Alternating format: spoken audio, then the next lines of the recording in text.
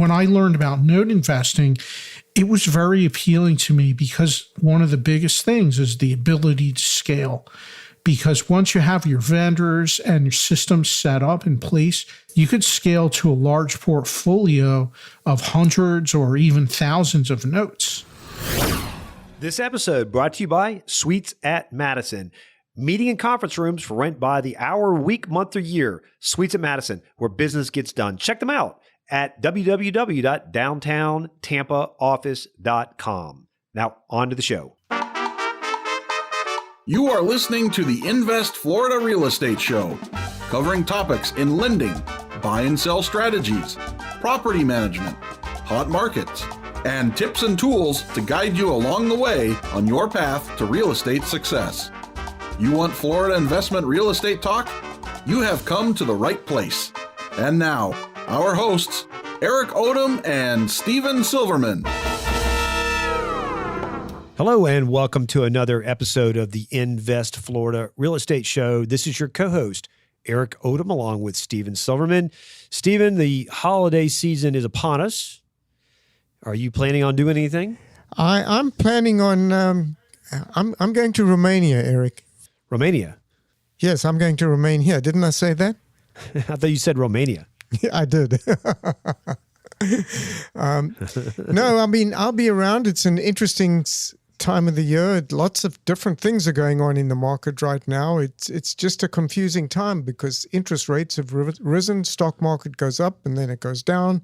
And it's very difficult to see where, for an investor who has cash on the sidelines, what to do. So we thought that might be an interesting topic for today's show, just an alternative type of investment. Well, it is challenging right now trying to find deals. That's been an issue now for really a couple of years. The market very overheated. I told our listeners this before. I probably get 6 to 7 telephone calls a week on my investment properties, people asking me to sell. I don't know how anybody's making money out soliciting non-owner occupied properties and getting any success. I guess there are people, it's happening for some people, but I mean, if they're getting hit like me, it's annoying. I mean, the 6 to 7 telephone calls a week, people trying to buy properties. It's tough. What's interesting for me is I get some of those same calls, and then people looking for distressed properties, distressed multifamily. Yeah, distressed multifamily. That's a unicorn wearing a skirt.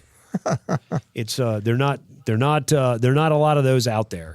So it's got to be really, really challenging for folks to try to find deals. And so in a rising interest rate environment, we see the stock market just getting its head bashed in, and folks are finding it more challenging to borrow on their real estate investments, and it's certainly impacting if you're borrowing at a 6 or 7 or 8%, and cap rates are at 4 or 5%, you're at negative leverage. So I know some of these deals are just it's not only is a challenge to find deals, but a lot of the deals that might have made sense 2 years ago don't make sense anymore because of the negative leverage situation. So we're like everybody else. We're out trying to figure out where can we stick our nose where we can get an extra buck. And, that's what our guest is going to be talking about today, Steven. Yeah, so before we get there, Eric, do we have any reviews to talk about? I forgot about that. But we had a review from Steve E.O. from Canada.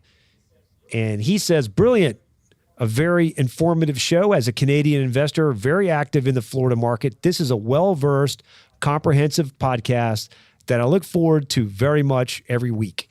And lets me and my partnership buying group put focus into area markets I would have never thought of. Stevie-O, that is a wonderful review, and we really appreciate the time that you took to write that. I can't tell you how much it really helps, because you might have noticed that our recordings, our shows have dropped over the last 6 to 8 months. It's tough to find people to talk to. It's tough to find interesting content to bring to you folks. And we probably solicit about 10 to 15 people to get one person who's willing to invest the time to come on here. And one of the things they do before they decide to come on to the show is look to see who's listening to us. What's the listener base? what are people saying, what's going on with the show before they make a decision to come on. And so those types of reviews really help us. And if you've not done so already, could you please go to our show? I'm not talking about you, Stevie-O. We appreciate what you've done. If you've not given us a review yet, could you please go to the iTunes store or to any of the podcast apps that you listen to and give us a review? It certainly does help us, and we will read the review that you leave for us. Appreciate it, Stevie-O. Stephen, any other housekeeping items before we roll into our guest? No, I think let's go and look at an alternative investment strategy for our investor base. Today we have with us Fred Moskowitz. Fred is an educator and best-selling author who has trained countless investors from all walks of life on how to create passive income streams of their own. As a fund manager, Fred manages a mortgage note investment fund and is considered an industry veteran within the note investing arena. Fred teaches the concept that individual investors are able to step into the shoes of the lender through note investing and effectively be the bank. Fred takes pride in collaborating with investors to help them grow and profit in the note space, as well as being a trusted and valued resource in the area of alternative investments. His new book, titled The Little Green Book of Note Investing, has recently been launched. Fred, welcome to the Invest Florida show. Thank you. Thank you. It's great to be here. Fred, really appreciate the time that you're investing with us today. Why don't you start from ground zero? You're doing note investing. Yeah. And so how did you end up here as opposed to the many other paths that you see real estate investors take? Yeah, great question. Share a little bit about my background. I grew up having a long, successful career working as a computer engineer, and I spent a lot of time working at technology and startup companies. And what happened to me was I watched my entire industry get turned upside down, right? We had the bursting of the dot-com bubble, and that was immediately followed by the September 11th terrorist attacks and all of this turmoil. And it made me realize that I was way too dependent on the income for my job, right? I loved the work I was doing. I loved working in engineering, but there were so many circumstances outside of my control. And what I found out was no matter how talented of an engineer I was or how valuable of an employee I was, that if things were not going well at my company or in the industry, that I could quickly lose my job through no fault of my own. And so I just got to this realization that I needed to have other sources of income so that I wouldn't be dependent on the paycheck from my job. And with that, I turned to investing in alternative investments because what I wanted was cash flow and income. And I got involved in a few different things, built up a real estate rental portfolio, which right here in Philadelphia, where I'm based out of. But after a number of years of that, I had an opportunity to get involved in note investing. And note investing is where you invest in the financing side of a real estate transaction. And I can get into more detail about that as our conversation goes further. So what happened with the investment portfolio? Yeah, I love it. It has done really well.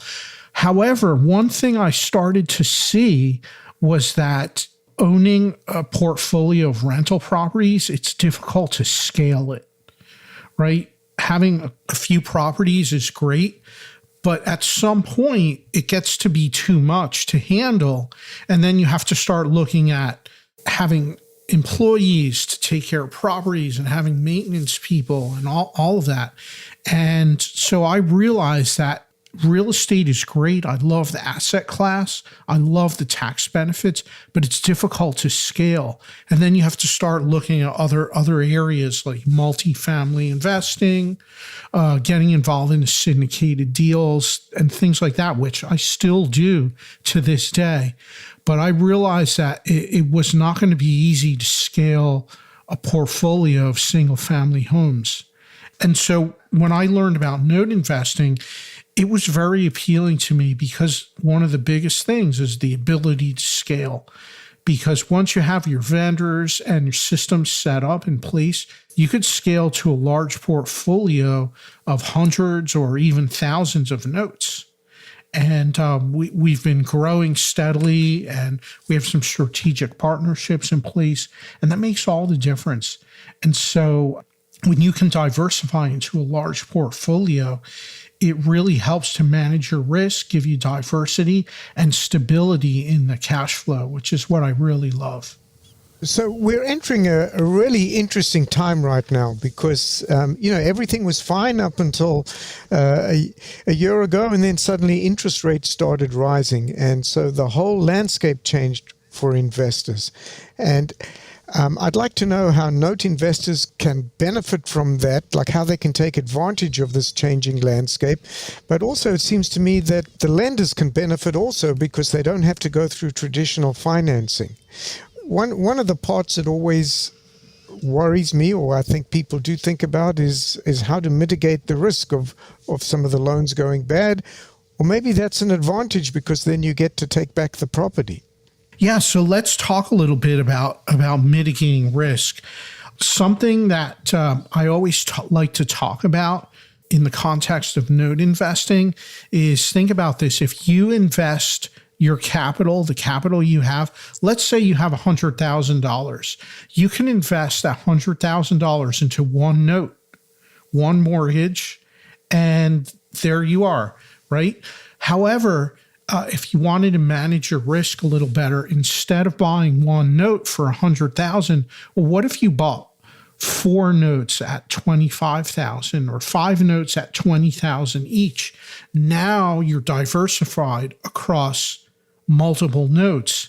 And so that really goes a long way to help diversify your risk. Now, we could carry this even further.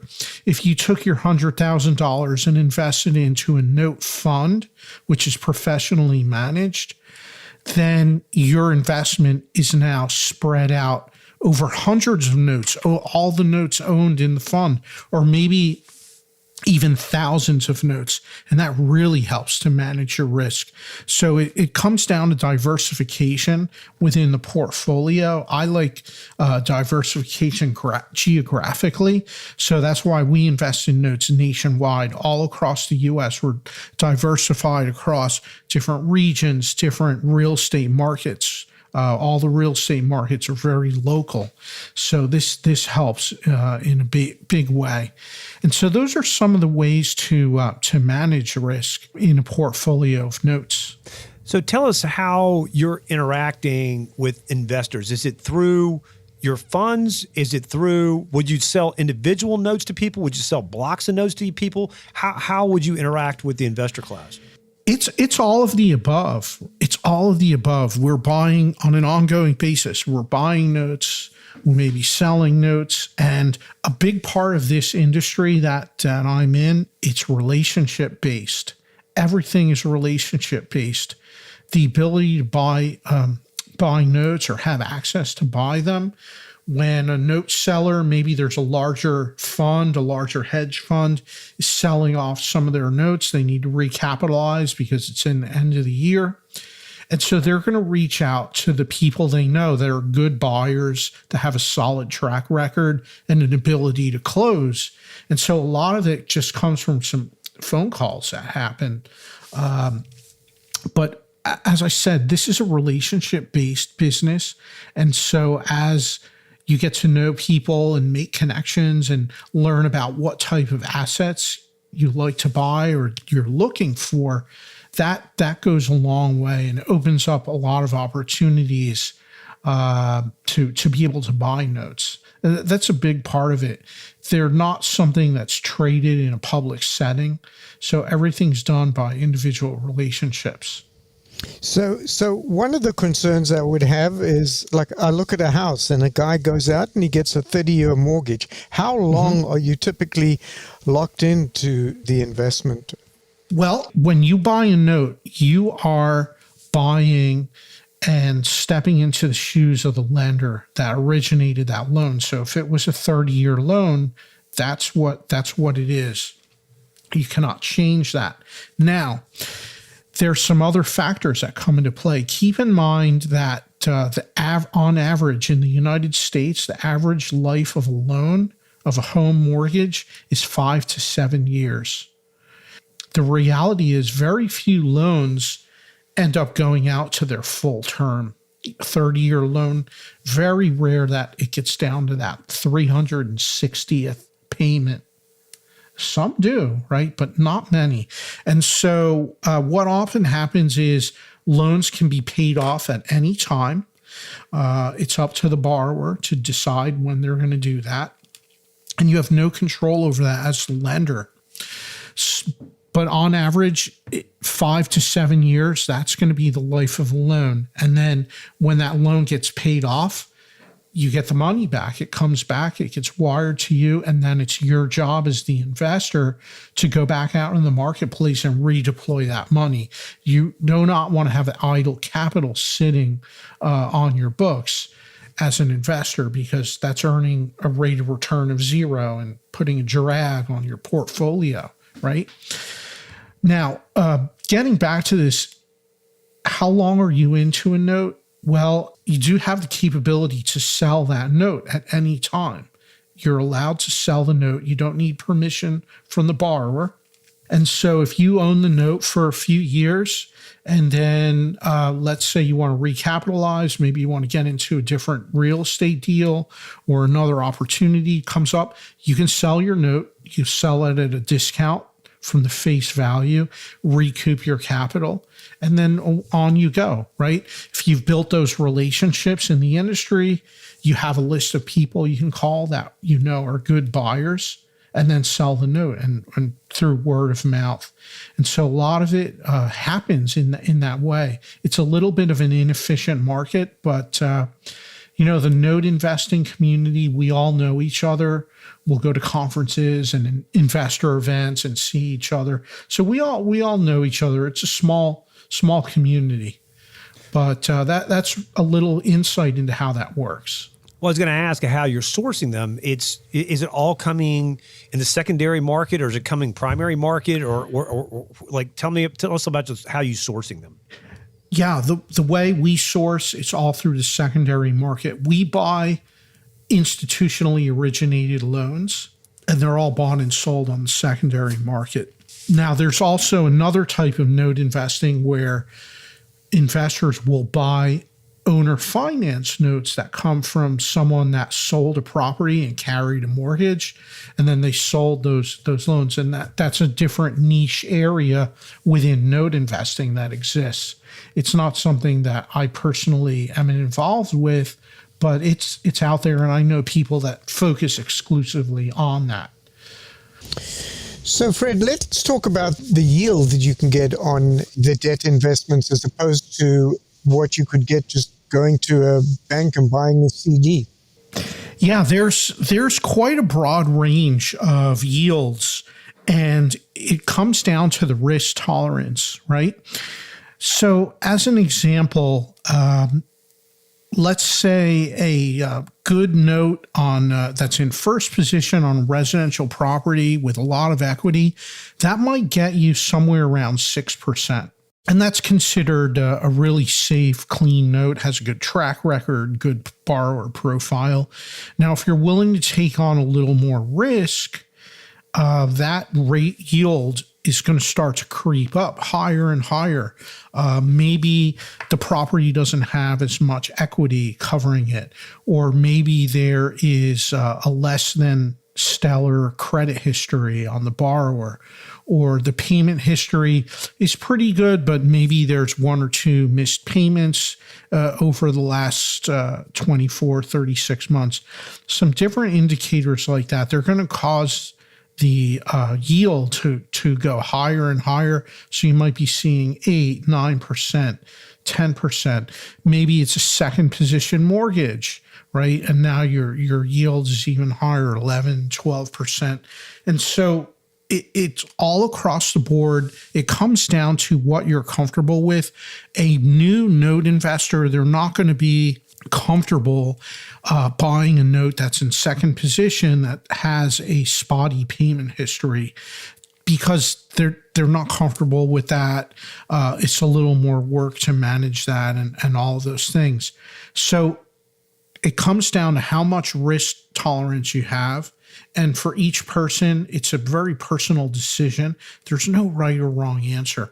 But when you're getting started, like anything else, you're getting started with note investing, well, then invest in something with a lower rate of return and get comfortable, get your feet wet, get a little familiar with the industry. And as time goes on, then you can start to look at notes that maybe have some problems and some different challenges or problems that need to be solved. And you can earn a higher rate of return that way. And another area that I often talk about are note funds, right? Note funds are, there's low risk, there's medium risk, there's high risk, same thing. And it's a matter of finding what's right for you as the investor to make a decision about which is going to be a good fit. So one of the things I came across early in my career was a guy who loved to take notes on properties, but he was a predator. I mean, he was always praying that they'd fall behind, they wouldn't pay, and that he could repossess the property. Does that happen a lot in these instances, or because he viewed that as his upside? Yeah. It's not as common as people would think. And reality is that properties getting sold at foreclosure, very few of them. Most of the time, property may start out in foreclosure or be in pre-foreclosure, as they say. But then some kind of an agreement gets made. Maybe there's a loan modification or some kind of an agreement between the lender and the borrower, and that puts the loan back on track again. So it's very far and few between where a note is going to be going all the way to a sale. If any of your listeners are investors, maybe you like to go bid at the foreclosure sales, what you'll find is that the majority of the cases on the docket, they get called and there's no sale. They're either continued or dismissed. And so it's a very small percentage, like single digits, of all of the properties that get listed for foreclosure sale actually get taken to sale. And so it doesn't happen too much. Now, the business model that you spoke of, that's not something that I adhere to. I don't really see that as a viable thing.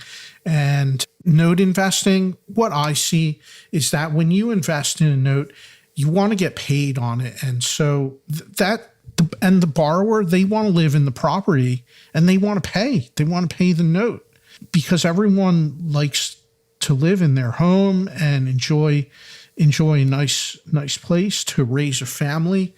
And so the best outcome always is a note that's getting paid on.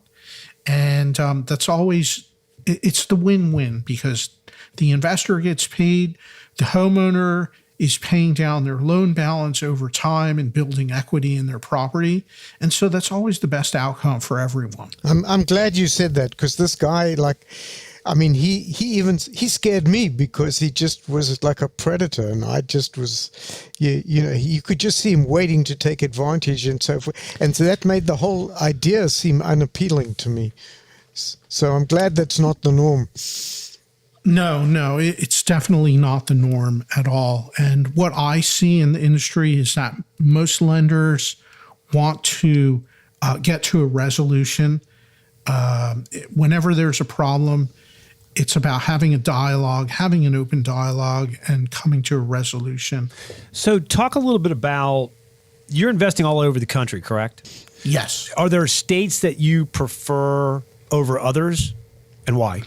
Well, there are some states that are more desirable. There's so many different factors. So I'll talk about what I do. I invest all over the country. We buy notes in pools.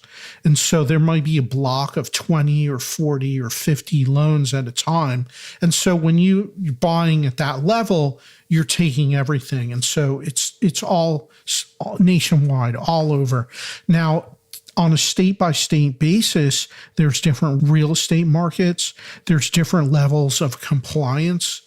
Some states are more compliance heavy than others. There's some states that are more creditor friendly. There's some states that are more borrower friendly with their laws and how they are. And so you have it's a big mix. Every state is different. And what's important is being open to just getting into diversification. That's what I like. I don't focus so much on what states the loans are in. Yet if someone came to me selling a pool of loans and they're all in the same state, that's not the norm. And then you don't have diversity there. But to answer your question, it's all the states. And it's just a matter of being familiar with those nuances that vary from state to state. And you want to have a good legal team where you'll have to have attorneys with a relationship in every state where the loans are. And then you can get into real specifics about what's going on there, what requirements there are, if there's any compliance that needs to be put into place. Generally speaking, Florida's pretty landlord friendly. And I would imagine it's probably pretty lender friendly too, relatively speaking. If somebody came to you from Florida and said, I have $1 million in my self-directed IRA and I want to own notes directly, I'm not interested in a fund, how would you counsel them? The way I would counsel them is to start building relationships. If it was someone that said, I want to only buy notes in Florida in my local area, it's going to take a while to deploy all that capital. It really is. But getting out to events, getting out to investor events in your local area, your real estate associations, your investor associations, because that is the venue and the places where you're going to meet other note investors. You'll meet people that have notes to sell. And then from there, you can start building relationships and seeking those notes to buy. So when you look at a note, do you go out and try and assess the value of the underlying property? Because it seems like if you're buying a whole bundle of notes, it's a gargantuan task to do that. It is for sure. And that's where you utilize vendors. You have a lot of vendors available at your disposal to do different things like value property. You can have a BPO done. All it takes is a phone call. We'll have someone local, a local broker, go out to a BPO, broker's price opinion, and do the research. It's about having the people local to do some of the heavy lifting for you. And so if I were buying a pool of notes, I might order BPOs on every property. And then within a couple of days, you'll get all those reports back and you can review that and have an assessment of value done by a local broker in that community. Let's say one of the notes inside of your pool defaults. Okay. Beyond default, file lis pendens. You're going to have to foreclose on them. Are all the communities fairly consistent in how they interact with that defaulting borrower? Is it a system where it goes to a foreclosure and then it's not bidding on the courthouse steps anymore? I doubt anybody's doing that anymore, or very few are. But is it sort of the same where you've got these penalties and you've got the interest, and somebody's going to come in and try to provide some sort of judgment where now you get to possess the property? Is that consistent across the U.S.? No, it's not. It varies by state by state, and also county by county. So there's a lot of jurisdictional changes there. And so it's important to work with your loan servicer, with your attorney, to navigate through that and provide guidance on how that process works. Yeah, let's talk about the loan servicers, because I think that's a little different than, for most investors probably don't understand that. Let's get into that. Yeah, because there's requirements that you're going to have to adhere to from a state level and also from federal level, Dodd-Frank, Correct. et cetera, et cetera. And so these Yes. loan servicers keep you in compliance. So They do. Yeah, so let's talk about those folks and how people might find loan servicers that might be able to help them manage their loans. Yeah, absolutely. So let's start with talking about what is a loan servicer? What role do they play? So a loan servicer will handle a lot of the day-to-day responsibilities of owning and managing a note. They will collect the payments from the borrower. They'll send out a monthly statement. They keep track of where we are in the amortization schedule and the accounting. They take phone calls from the borrower. They generate the IRS tax statements that have to go out every year to the borrower for the interest paid and to the lender for interest received. Also, they take care of any compliance, like you mentioned, Eric, any state-specific compliance that has to be done, notices that have to be sent, or anything like that, filings that have to be done. So it's a really important role. I would say it's one of the most important vendors that a note investor needs to have on their side. And loan servicers do all of this for a very low fee. It usually ranges between $15 to $30 a month per note, right? And they're really good at what they do. And it takes off so much of the minute details and the day-to-day tasks off of our plate as investors. And so this is what allows you to really scale up and ramp up a portfolio. Now think about a loan servicer, the way a property manager will manage a rental property. Well, a loan servicer is like a property manager, but for the note. That's the best analogy I could share with you. Gotcha. And to find them, there are many of them out there.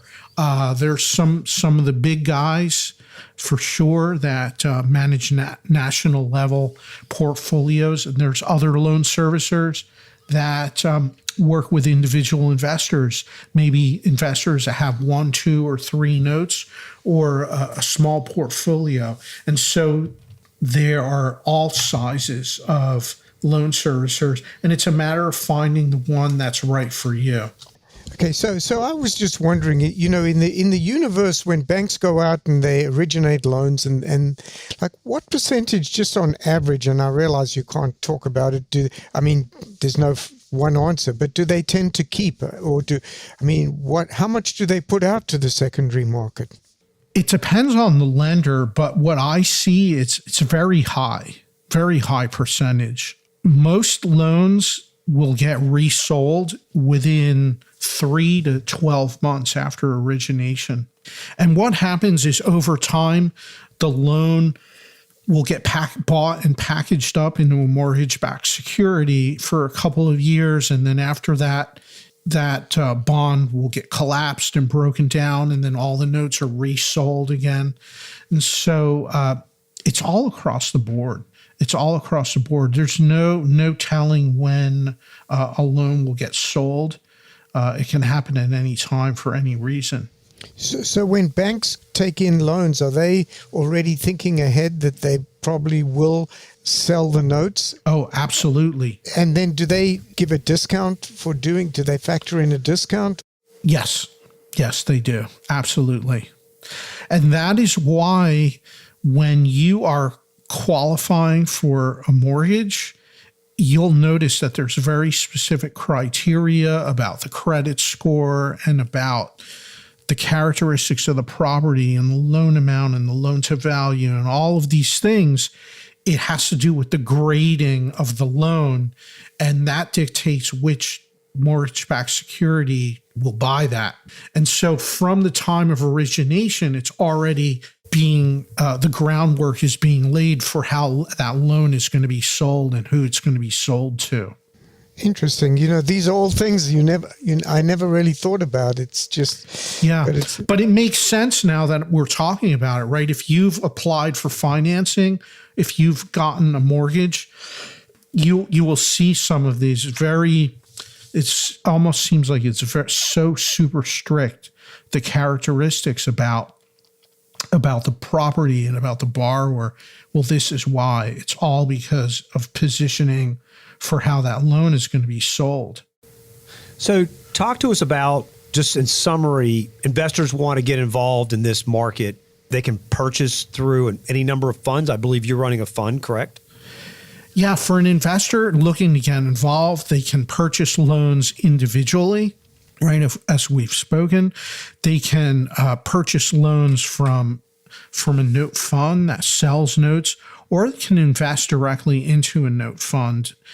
Those are really the main ways. Well, another way, let's not forget, is you can have a property you own and then you sell it and carry back owner financing. And now you've created a note. That's another way to get involved for sure. Okay. And some of these note organizations that you talked about earlier, that people might want to get involved with, like what would some of those organizations be? A lot of times they are real estate investor groups, your local RIA associations that deal with real estate investing. There's always a subset of investors there that are in the notes specifically. Gotcha. And talk a little bit about your book. Yeah, thank you. Love to.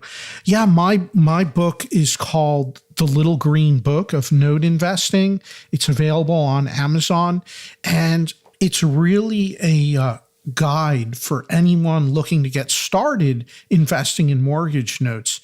In the book, I talk about the secondary mortgage market and how it works. I talk about how to perform due diligence if you're buying a note, how to find notes, how to analyze them, and what are some of the things to look for. And it really gives a nice general overview of doing all of that analysis and decision making.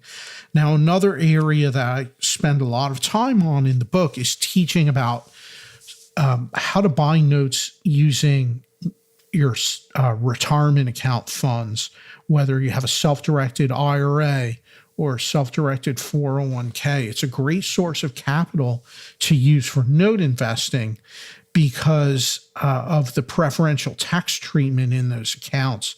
So when you combine that with note investing, which is something that generates a lot of tax liability, it can be very powerful.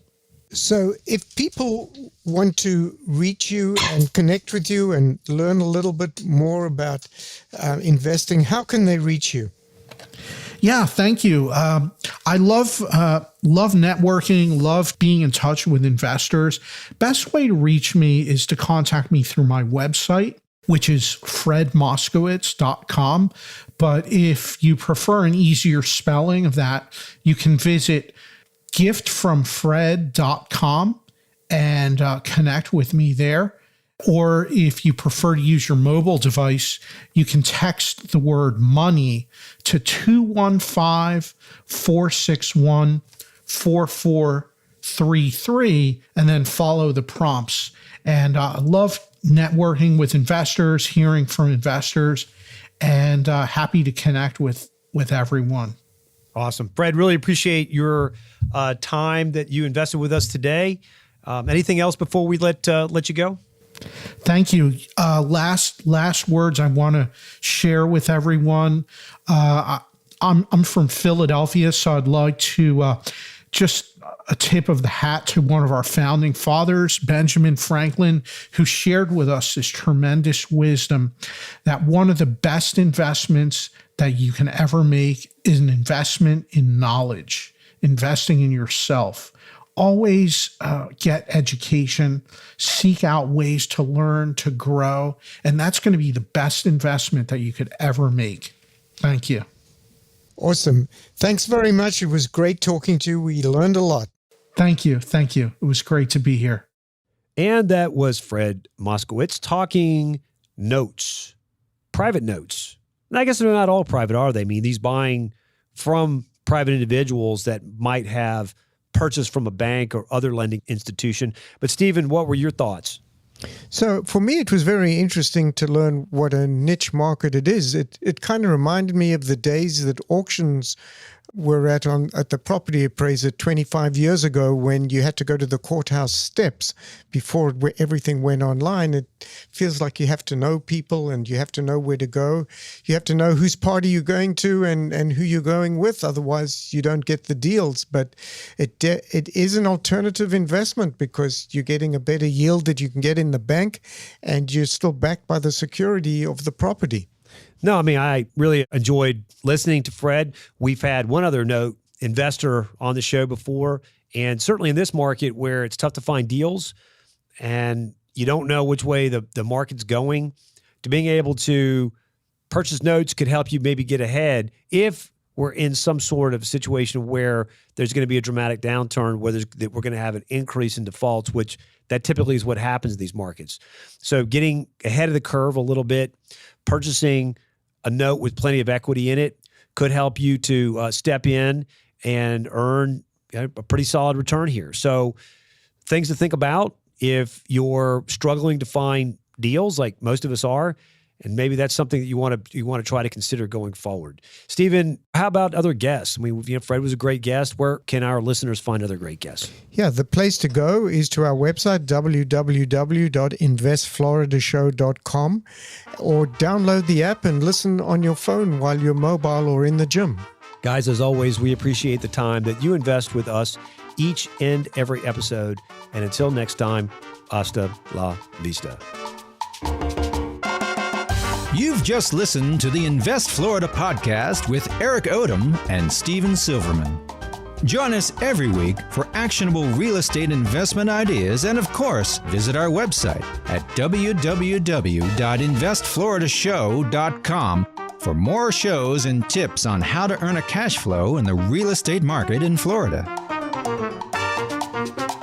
While hosts and producers of the Invest Florida show have no reason to doubt the validity of comments of our guests, we do not warranty their accuracy. Please check with your legal, financial, and tax advisors before entering into any investment. Returns will vary from person to person and deal to deal based on unique circumstances. All information expressed in this show is for educational purposes only. Opinions of the guests are not necessarily shared by the hosts and producers of the Invest Florida show.